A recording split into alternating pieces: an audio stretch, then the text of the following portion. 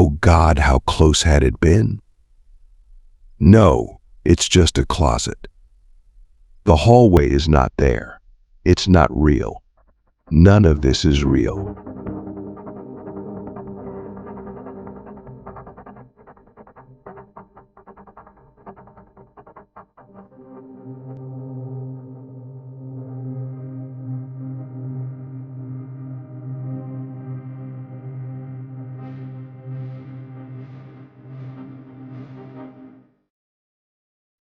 I got this package in the mail from my dad, brown paper wrapping, large but flat, with the word fragile written on it in black ink.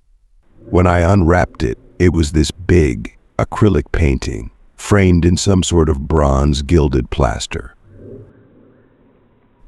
The painting itself was of this long hallway full of doors, kind of like you'd see in a fancy hotel. The walls had edging about halfway up. The upper part was painted sort of an off-white, while the lower half was a crimson red that blended into the carpeting. Between each door was an upturned light, as well as on the far wall at the end, where the corridor seemed to connect to another hallway running perpendicular to it, disappearing around a corner.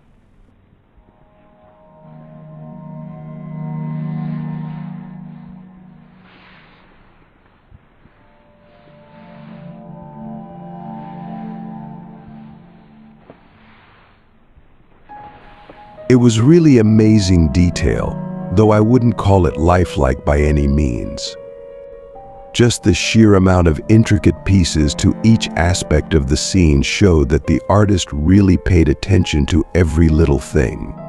Like somewhere in the world was this hallway, and you could stand in it and hold the painting up in front of you. And if it weren't for the border and the clearly stylized art, you wouldn't be able to tell where the canvas ended and the real world began.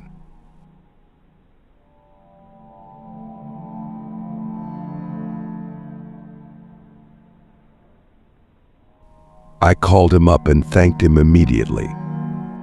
But where'd you find this? I got it at an auction. I kind of figured as much. So I hung up the painting in my office, just behind my desk, which I realized later wasn't the best place for it, because in order to actually look at it, I had to swivel completely around. But there wasn't anywhere better really, and once I'd gotten it hung up, I felt less willing to take it back down, so I just left it there. It kind of hung out over my shoulder and watched me work, and every now and then I'd turn around and stare at it and get entranced by it, feeling like I could get up and put my hands in the frame and climb into the painting as if the frame were a window.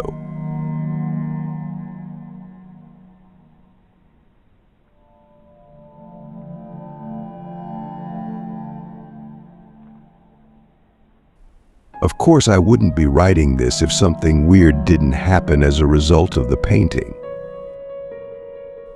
We had a couple friends over, Mark and Sabina, and Mark and I went into my office when the women folk started talking about knitting, which has become my wife's new favorite hobby. I went and sat down at my laptop to find a video I had been telling Mark about, and Mark wandered over and started admiring the painting.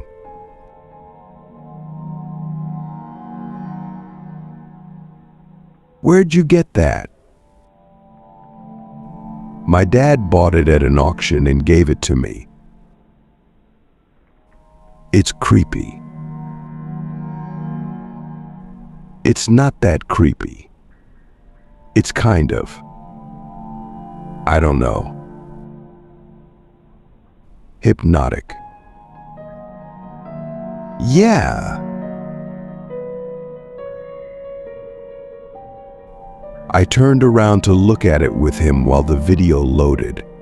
He got up close and was running his finger over the canvas, feeling the raised acrylic, and I just let my gaze wander over all the details again.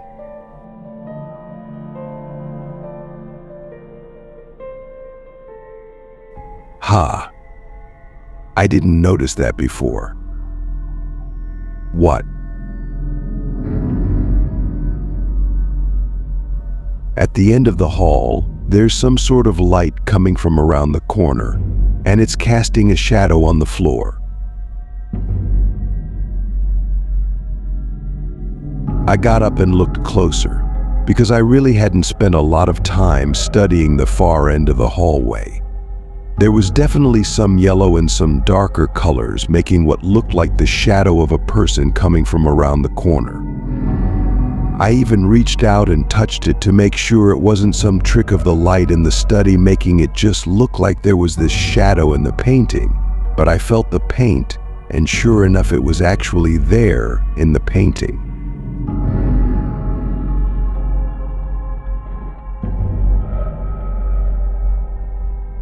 See what I mean? Mark said. Creepy. I genuinely felt weirded out by it. It was one of those moments where you start thinking, why didn't I notice this earlier? Was it there to notice?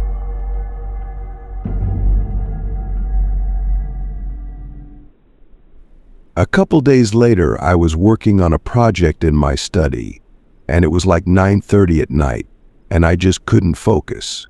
So I spun around in my chair to look at the painting, and I felt this sudden vertigo effect. Like the ground wasn't there, and I had to grab my chair to keep from tumbling into emptiness.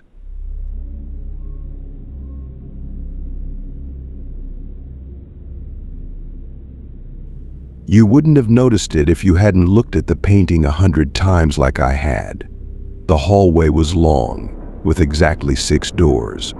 I remember because I counted them the first day. 3 on the left, 3 on the right, each with a little shiny metal doorknob. Only now there were 7 doors. 3 on the left, 4 on the right.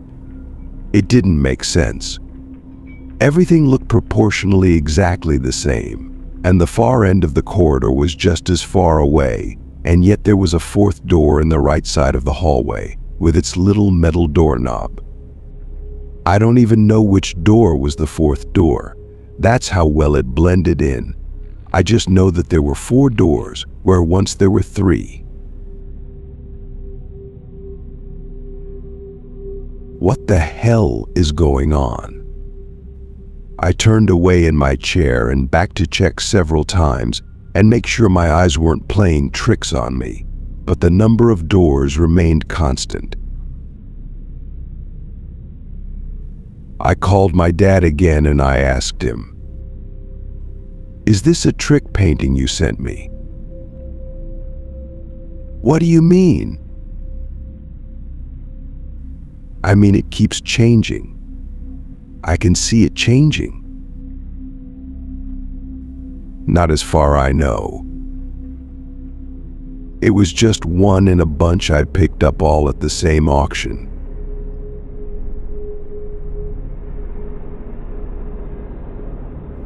After I got off the phone, I took the painting down and checked the back for some of mechanical or digital hocus pocus. But it was all soft canvas, so I left it on the floor behind my office chair with the painting facing the wall, because the thought of it was freaking me out.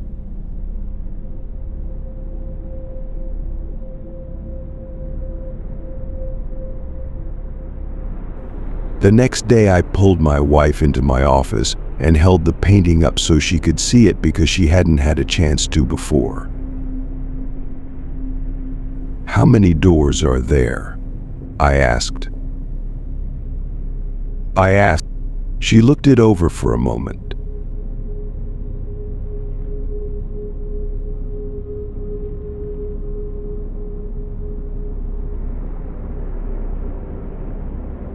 "7. When I first got this, there were 6. She just looked at me like I was being a goofball. "Okay, so which one wasn't there before?" "I have no idea." "You don't know which door magically appeared?" And she laughed and gave me a kiss and went back into the other room. It gets worse. The next time I chatted with Mark, I told him about the extra door in the painting. Are you sure there weren't 7 doors to begin with? Well, I would swear I counted 6. Well, if another one shows up, at least Melissa counted 7 and can confirm it then. You know what you should do? You should take a photo of the painting so you can prove it if anything else changes. What a great idea. So I got my phone and took a photo of the painting. 2 days went by. Nothing. On the 3rd day, I walked into my office and there was a man staring at me. Well, I mean, it wasn't. I can't say that it was a man or a woman. Hell, I can't say that it was human. There was a shape at the end of the hallway in my painting. It was oddly lacking in the detail that the rest of the painting had, like someone had hurriedly painted it on. I even ran my hand over it to make sure it wasn't fresh, that someone hadn't actually come in and painted over my painting to drive me crazy. It was really there. And the look of it scared me more than anything else, changing painting included. I wish I could do it justice with words, but the best I can describe it is that it was human-ish, with legs and arms, but it seemed squat or hunched and lopsided, like someone had slapped a blurry Quasimodo onto an otherwise beautiful painting. You couldn't see the details of its face, but you could see shading on it, defining really warped features. I was almost glad that there wasn't more detail to it, except that it left just enough to the imagination to give one nightmares.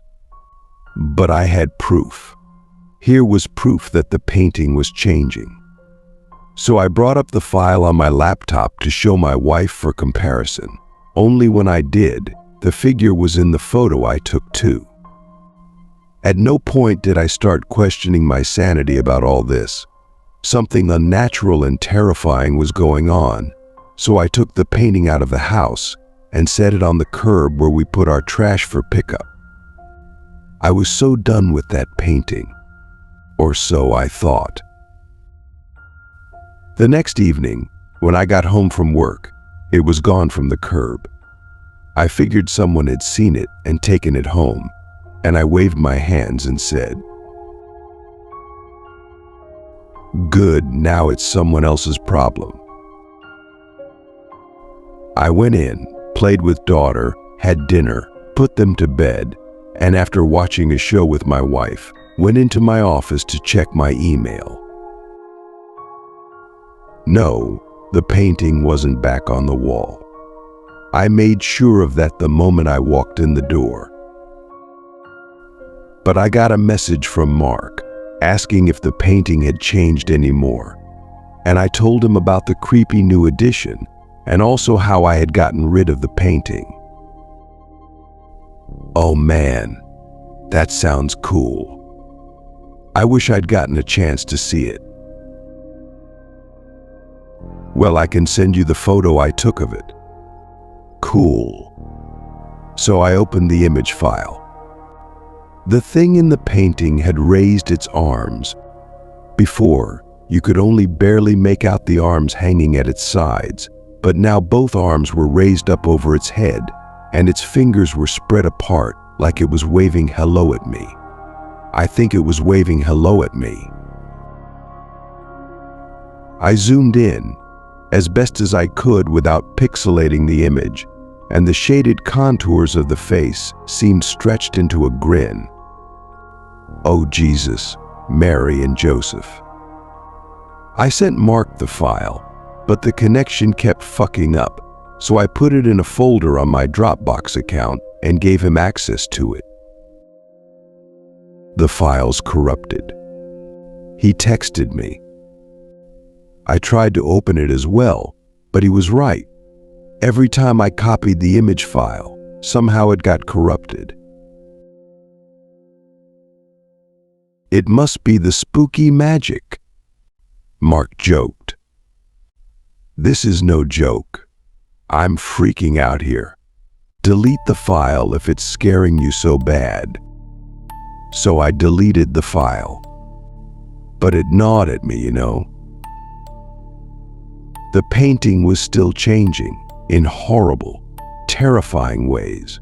seemingly acknowledging my observation of it, and now it was gone. But if it was gone, why should it matter? If something unholy happens, it's the problem of whoever has the painting now, right? And they'll see it changing too, won't they? Oh shit. It was 2 days later, and I was organizing a folder of documents and had accidentally deleted a couple I hadn't meant to. I went into the Windows recycling bin and, you guessed it, there was the image file along with the documents. I had to look. I was trembling with dread at the thought of it, but when something so surreal happens to you, you have to witness it and see it through to the end.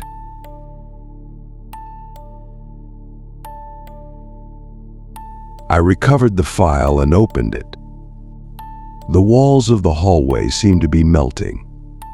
The partition separating the red from the off-white was lower than it had been before, and drooped in places. The ridge on the lights looked like they were peeling off. The carpet seemed less crimson and more reddish-brown. And the figure had taken several steps down the corridor toward the viewer's perspective. More details had become defined: hair hanging off its head, long and black, like it had been painted with a fine-tipped brush. The eyes were little more than dull black points under the shading of the brow. The grin came with teeth, uneven and fat, like those of a child more than an adult. Its arms were extended out on either side of it, touching both walls. One foot was ahead of the other, as if I had caught it mid-step in a game of red light, green light. I realized I was panting and shaking as I looked at it.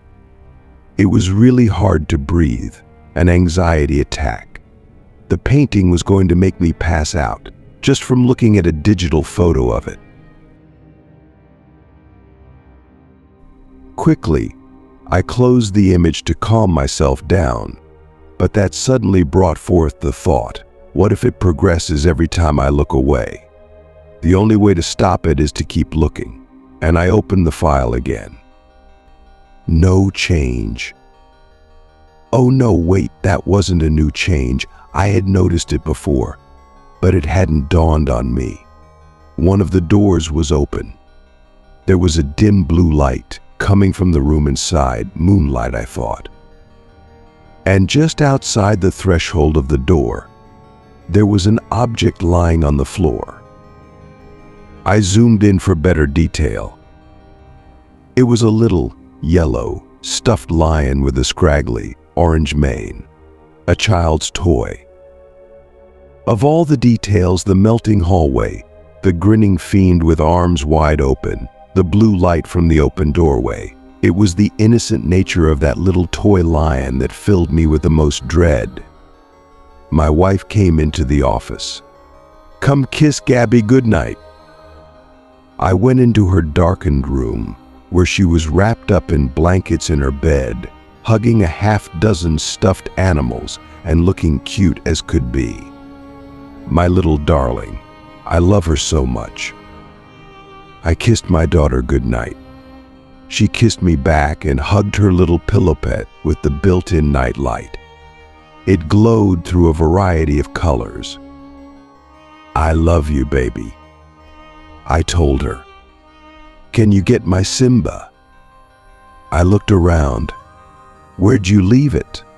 "Over there." She pointed to the closet. The door was open, and her toy lay on the floor just inside. Simba, her little, yellow, stuffed lion with the scraggly, orange mane. Seeing it lying there, just past the threshold of the closet door, while the dim glow of my daughter's night light faded from red to purple to blue, I felt my heart rise up in my chest. The closet was just a closet. I could see it was just a closet. There were clothes on hangers and bags with toys and blocks in them. They were right there. And yet, as I looked at the stuffed lion lying on the floor, waiting for me, I felt as if I could see carpeting on the floor inside the closet, even though there was none. Carpeting not in my vision, but in my imagination.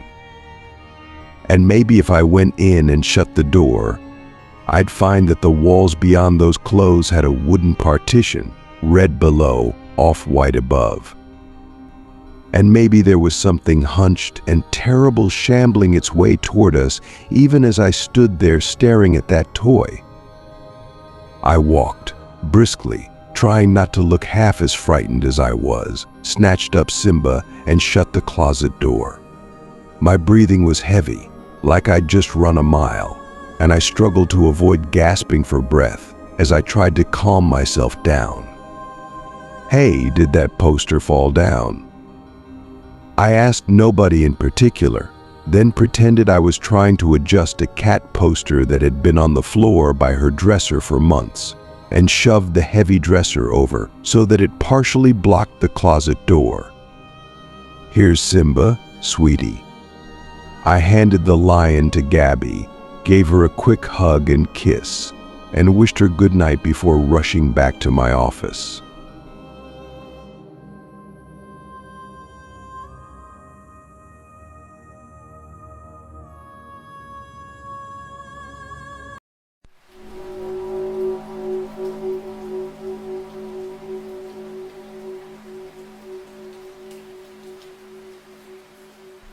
I don't know the rules. There don't seem to be any, I thought. Okay, this thing is bound to a painting. But then the digital photo I took of the painting began to change too. Then my daughter's toy appeared in the image, and in a panic I barricaded her bedroom closet. I wish I could tell you how it works. All I can tell you is that if you are the one who ends up with it, it's too late. I'm sorry. For over a week, I hunted for that painting. I had put it on the side of the road to be carted off on garbage day, but someone saw it and picked it up, took it home with them. Who? I don't know. Do they see it changing? Is it terrorizing them now? What do I do? It eats at you, not knowing. I refused to open the image file, afraid to see what it showed, certain that that hideously deformed creature would be twisting the knob on the door that presumably lead to my daughter's bedroom. I lay awake, listening for the distinct sound the hinges on that door make, my heart racing like a track runner's. Sometimes I would imagine I heard it and bolt into her bedroom only to find it dark and empty, only the soft sound of her sleeping. The closet door still shut and blocked behind a wall of boxes. In desperation for my own sanity, I removed the doorknob. And then I sat there at my desk, studying the knob, wondering if that had made a change in the image. Was the knob gone in the painting? Oh God, it was killing me to know, to see whether I was safe or not. So I opened the file. Jesus, Mary, and Joseph. I opened the image, biting my knuckle in tension, and when I saw it, my jaw clenched up so tight I tasted my own blood and nearly broke my finger. It was there. I mean, it was right there. The monster, the freak, the thing that lived inside that fucked up painting was staring right at me, filling the screen, details so vivid it didn't look like a painting at all. It looked like I'd taken a photo of a disfigured man standing in front of a canvas.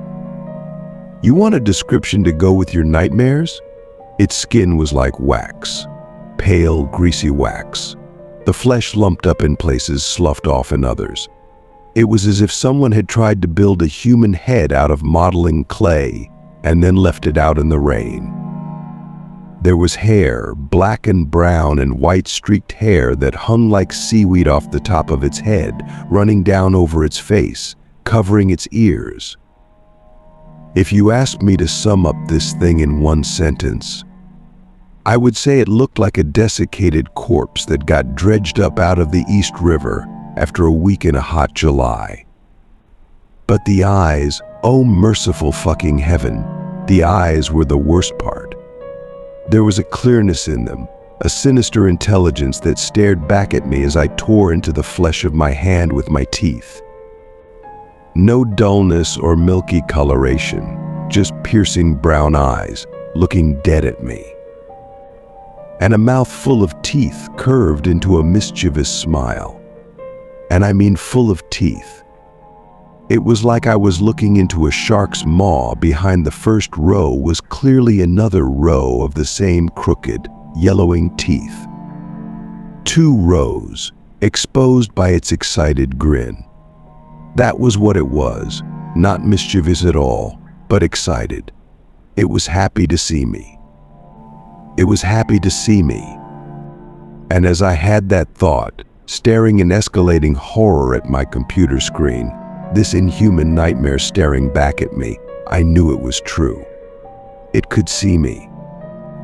It wasn't just a painting that looked like a freak of nature was staring out of the canvas. It actually was looking at me, out from my screen just as I was looking at it. "Fuck you!" I shouted and closed the image. Then I deleted it. Then I emptied the recycling bin just for safe measure. Then I got up and ran away from the computer and spent the rest of the day pacing and feeling irritable and snapping at every question my wife or daughter asked, until finally they just stopped asking me anything at all. When I close my eyes, I see it. It's there behind my eyelids now, smiling at me, its head cocked ever so slightly like a curious dog. It can't speak to me, but I feel like I know what it was thinking. It was thinking, "Do you really think you can stop me?" "No, I don't think I can." My wife came into my office that evening. She stood there, frowning heavily and seemingly waiting for me to say something, but I was too distracted to speak up. Finally, she broke the silence. "You've got to stop." "Stop what?" "Stop taking things out on me and Gabby. Stop this story about a painting with a monster in it. Stop acting like you're crazy. The painting is real. You saw it. I've got the image on my computer to prove it's still changing. Let's see it." "Fine." "Oh, wait. I just deleted it." "You're giving Gabby nightmares. I had to change her sheets today because she was afraid to get out of bed to go to the bathroom. This has to stop. I'm trying to protect her. I'm trying to protect us. Monsters don't come out of paintings." She threw her hands up in frustration. "You're a grown man. Stop acting like a child. Stop scaring your child. It's real. God damn it." She stormed out of the room, slamming the door behind her. I just sat there, holding my head in my hands and tearing at my hair. It felt like my stomach was eating itself from the inside. It groaned and tugged at my guts. We'd fought before, but never like this. I should apologize, I thought. She was in the bedroom, packing a suitcase. "Where are you going?" I asked. "I'm taking Gabby to my parents in Indiana." "For how long?" She threw a bunch of clothes in the pile. "I don't know." "That depends on you. Don't go. Please." "Look," she sighed. "You could use some time to relax. I think you're too stressed lately, and I haven't seen my family in months. I could go with you." She looked at me. "Could you?" I couldn't. I had taken too much time off already from dealing with Gabby being sick over the winter. I pulled at my hair. "No, probably not." She went into Gabby's room and came back with a pile of her clothes to go in the suitcase. "It's a 2-day drive," I reminded her. "We'll stop in a hotel, like we always do. Gabby likes the one with the big pool." I covered my face. I didn't want her to see that my eyes were brimming with tears. please." I could feel her eyes on me. ... Call me when you get there." I sat at my desk in an empty house. Just me and the television to keep me distracted, to keep me from thinking too much. Shut the brain off. Don't let the mind wander, you know. I wasn't actually watching it, just listening. If you asked, I wouldn't even be able to tell you what channel it was on. The clock on the wall said it was just after 11 p.m. My wife and daughter had left hours ago and would most likely be stopping at the hotel she'd made reservations at soon. That was when I got an instant message from Mark. I hadn't talked to him in a couple weeks since the whole nightmare had begun. When the painting had started to change, I'd taken the photo of it and tried to send it to him, but for some reason the file got corrupted every time I sent it. It felt good to get a little outside contact. "I want you to see something."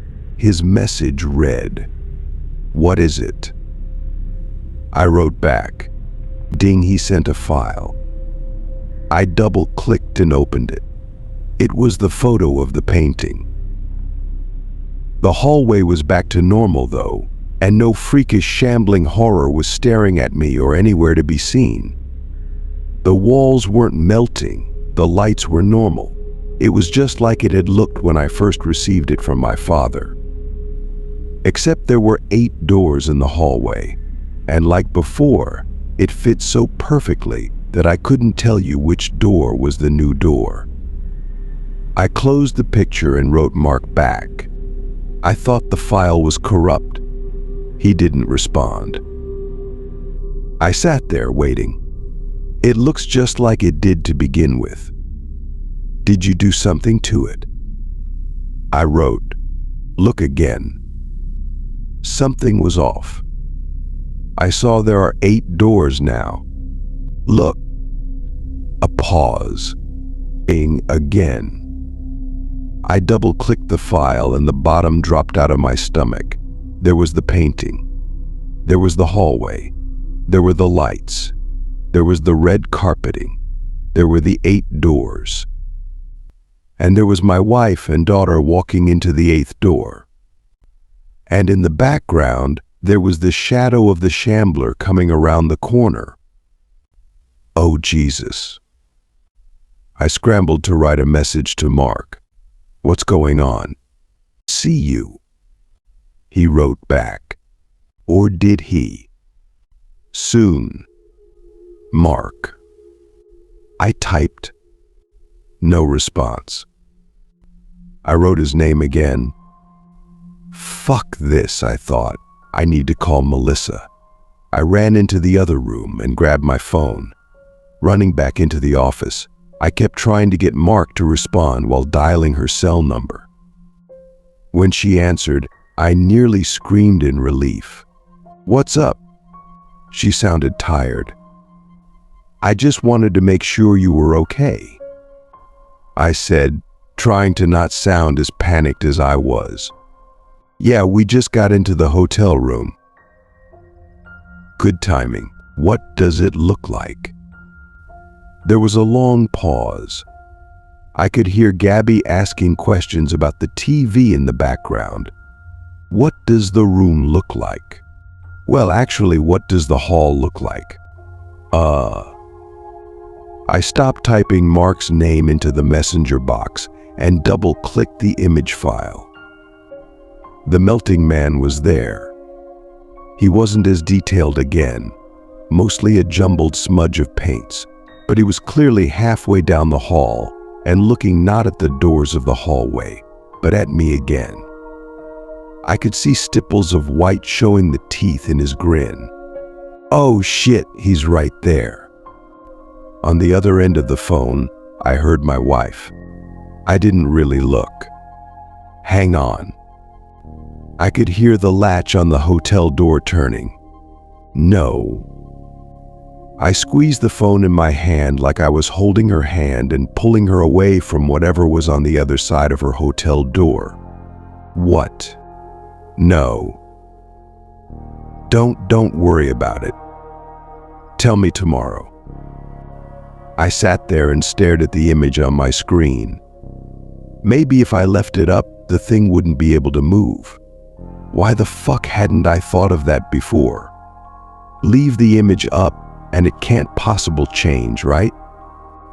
But what the fuck was up with Mark? Why did he send me the photo? Did he? He still wasn't responding to my messages anymore. You're not Mark, are you? Had I infected Mark's computer by sending the file to him? What was that, honey? Oh, damn, I was still on the phone with my wife, just talking to myself. I heard Gabby again in the background.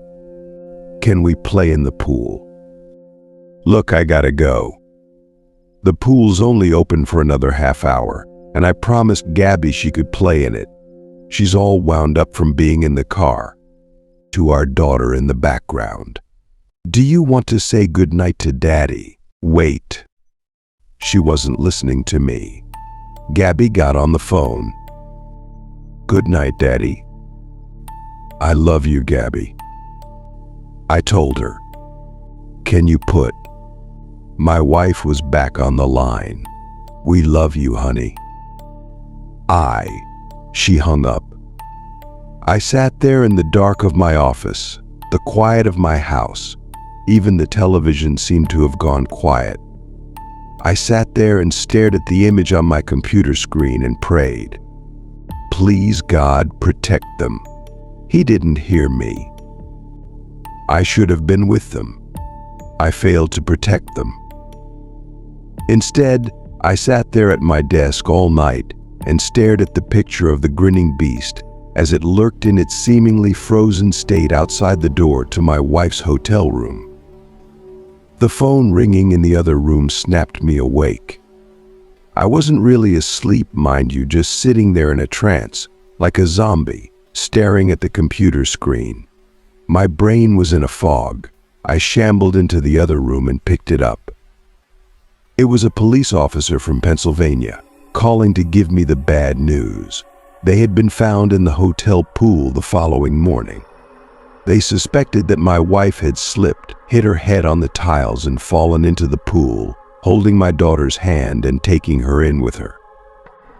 The injury apparently caused my wife to seize Gabby had bruises on her arms. I knew what really happened. They had wandered into its realm, that thing in the painting, and it had finally gotten what it wanted. I dropped the phone and walked in a trance back into my study. My stomach was fighting to reject everything inside it.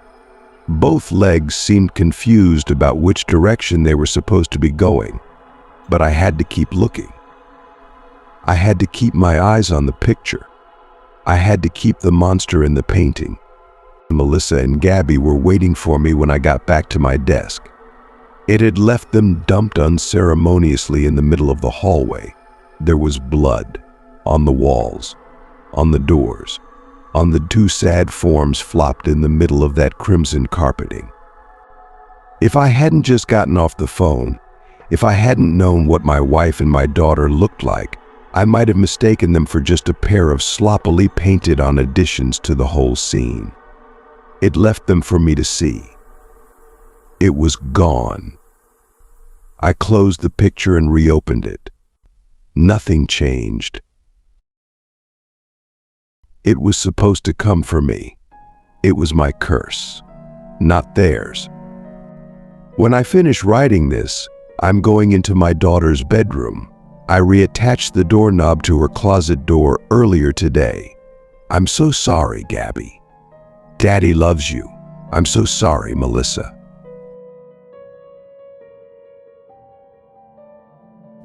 I'll see you both soon.